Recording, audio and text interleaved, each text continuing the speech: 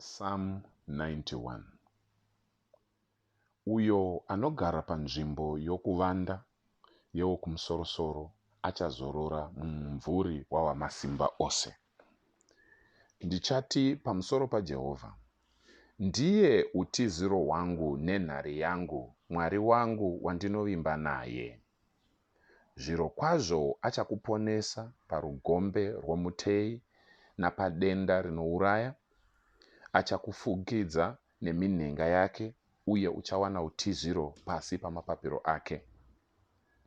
Kutendeka kwake kuchava nhoo norusvingo rwako. Haungatyiswi nokuvhundutsa kwousiku, kana museve unopfurwa masikati, kana hosha inofamba murima, kana denda rinoparadza masikati. Chiuru chingawa parutivi rwako, zviuru 10 kurudyi pako, asi hazvingaswederi kwauri. Uchangozviona nameso ako chete, uye uchaona kurangwa kwavakaipa.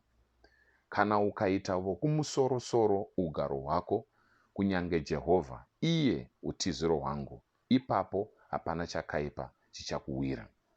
Hakuna njodzi ichasvika patende rako, nokuti acharayira vatumwa vake pamusoro pako kuti vakuchengete panzira dzako dzose.